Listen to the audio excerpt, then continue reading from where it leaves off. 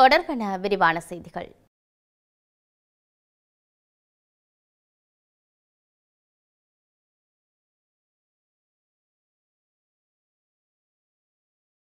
அரசியல் சீர்திருத்தத்துக்கு முன் தலைவர்களின் அணுகுமுறை மாற வேண்டும். கோட்டாவிற்கு பாதுகாப்பு செயலாளர் பதவியை வழங்குமாறு கோரிக்கை. இசாரா தொடர்பில் வெளியான மற்றொரு சிசிடிவி காணொலி. தேர்தலின் போதான வாக்குறுதிகள். தேர்தல்கள் ஆணையாளர் வெளியிட்ட தகவல். வெடுக்குநாரி மலையில் 5 மணியுடன் மட்டுப்படுத்தப்பட்ட சிவராத்திரி. சேவை ஏற்றுமதிகள் மீதான வரியை விமர்சிக்கும் கர்ஷ. அரசியல்வாதிகளை விசாரிப்பதில் அரசியல் பழிவாங்கல் இல்லை. ஆனந்த விஜயபால. நாட்டின் அனைத்து நகரங்களிலும் உடனடியாக முன்னெடுக்கப்படவுள்ள நடவடிக்கை. தொடர்ந்து சாரதிகள் சங்கம் விடுத்துள்ள எச்சரிக்கை. டொனால்ட் டிரம்பின் மிரட்டலுக்கு அடிபணிந்தார் ஜெலன்ஸ்கி. எந்தவொரு அரசியல் அமைப்பு சீர்திருத்தமும் நாடாளுமன்றத்தில் நிறைவேற்றப்படுவதற்கு முன்னர் நாட்டின் அரசியல் தலைவர்களின் அரசியல் அணுகுமுறைகளில் மாற்றம் தேவைப்படுவதாக முன்னாள் ஜனாதிபதி சந்திரிகா பண்டாரநாயக்க குமாரதுங்க கூறியுள்ளார். சமூக நீதிக்கான தேசிய இயக்கம் ஏற்பாடு செய்த தேசிய அபிலாசைகளுக்கு ஏற்ப ஜனநாயக விழுமியங்களை வலுப்படுத்தும் அரசியலமைப்பு சீர்திருத்தம் என்ற தலைப்பில் நேற்று ஏற்பாடு செய்திருந்த கலந்துரையாடலில் அவர் இந்த கருத்தை தெரிவித்துள்ளார். அரசியல் கட்சிகள் பொறுப்பேற்ற நிலையில் உள்ள தற்போதைய சூழ்நிலையில் அவற்றின் தலைவர்கள் தேசிய நலனை பற்றி சிந்திப்பதில்லை. மாறாக அடுத்த தேர்தலில் என்ன செய்ய முடியும் என்று சிந்திக்கின்றார்கள். அவர்கள் வெற்றி பெற முடியுமா இல்லையா என்பது பற்றி சிந்திக்கின்றார்கள். எனவே தற்போதைய அரசாங்கத்தின் மிகச்சிறந்த திட்டத்தை நாசப்படுத்தினாலும் கூட அவர்களுக்கு கவலை இல்லை என்று அவர் கூறியுள்ளார். எனவே முதலில் அரசியல் நெறிமுறைகள் மாற வேண்டும். நிச்சயமாக அரளையக்கல என்ற காலிமுகத்திடலில் போராட்டம் அதை மாற்றியது. அந்த போராட்டத்தின் மிகவும் சக்தி வாய்ந்த செய்தியை பாரம்பரிய அரசியல் கட்சிகள் இன்னும் புரிந்து கொள்ளவில்லை. இலங்கையில் ஏற்கனவே பல அரசியலமைப்பு வரைவுகள் உள்ளன. அவற்றை ஒன்றாக இணைத்து இன்றைய காலத்திற்கு ஏற்ற ஒன்றை வரைவது மிகவும் எளிதாக இருக்கும். இந்த நிலையில் தலைவர்களின் அரசியல் சூழ்நிலையை அரசியல் அணுகுமுறைகளை மாற்ற வேண்டும். இல்லையென்றால் அது நாடாளுமன்றத்தில் நிறைவேற்றப்படாது என்று சந்திரிகா குறிப்பிட்டுள்ளார். இன்று நாடாளுமன்றத்தில் உள்ள பெரும்பான்மையானவர்கள் அரசியலமைப்பை நிராகரித்துள்ளனர் அல்லது குறைந்தபட்சம் அவர்களின் கட்சி அதை நிராகரித்துள்ளது. இந்த நிலையில் அவர்கள் இப்போது அதை எப்படி செய்யப் போகின்றார்கள் என்று நமக்கு தெரியவில்லை என்று முன்னாள் ஜனாதிபதி சந்திரிகா குறிப்பிட்டுள்ளார். முன்னாள் ஜனாதிபதி கோட்டாபய ராஜபக்சவிற்கு பாதுகாப்பு செயலாளர் பதவி வழங்கப்பட வேண்டும் என சட்டத்தரணி மனோஜ் கமகே தெரிவித்துள்ளார். ஸ்ரீலங்கா பொதுஜன பெரமுனவின் ஊடகவியலாளர் சந்திப்பில் கலந்து கொண்டு உரையாற்றிய போதே அவர் இவ்வாறு குறிப்பிட்டுள்ளார்.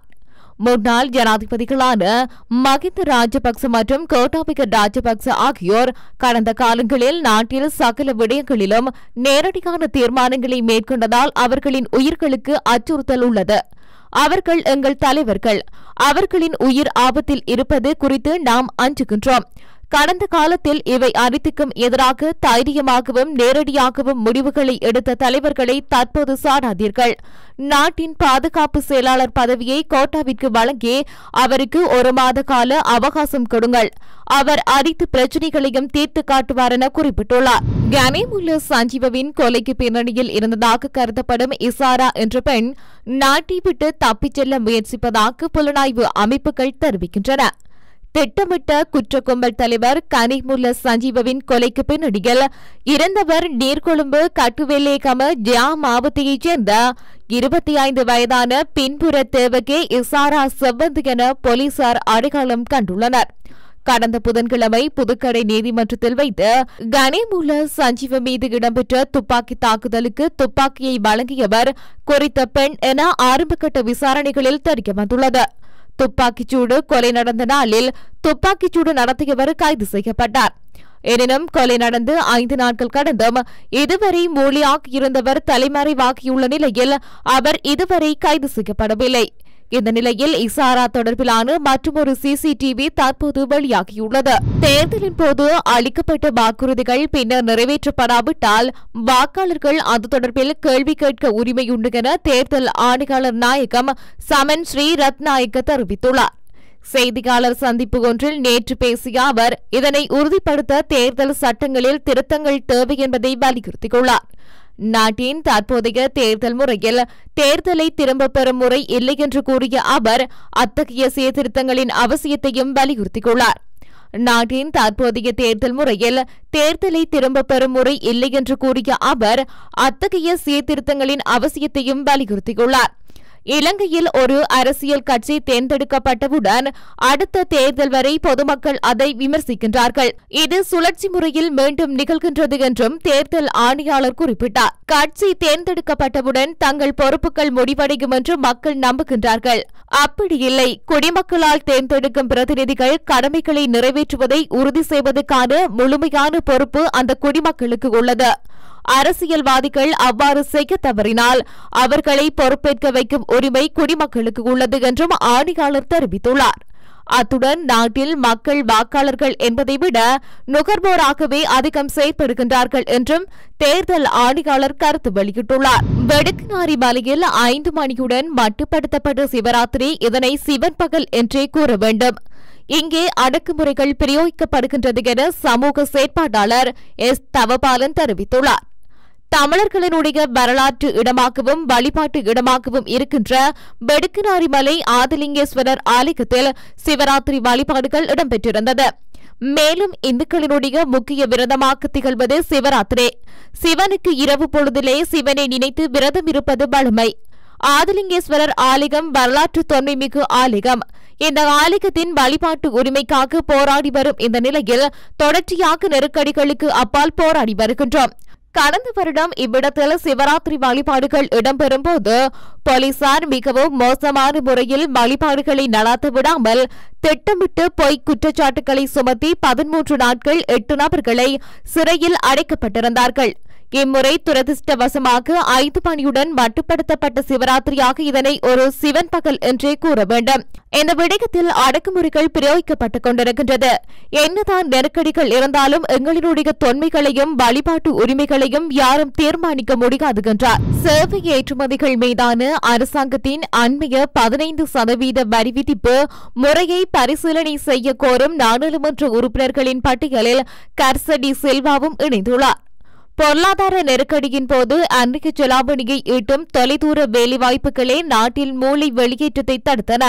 இலங்கையர்கள் இலங்கையிலேயே தங்கியிருந்து போட்டித்தன்மை வாய்ந்த சம்பளத்தை பெற அனுமதித்தன என்றும் அவர் கூறியுள்ளார். இந்த நிலையில் கட்டுப்படுத்தப்பட்ட வரிக் கொள்கையை அறிமுகப்படுத்தும் அதே வேளையில் டிஜிட்டல் புகலிடமாக இலங்கையை சந்தைப்படுத்த முயற்சிப்பது முரண்பாடாக உள்ளது என்று டி சில்வா கூறியுள்ளார்.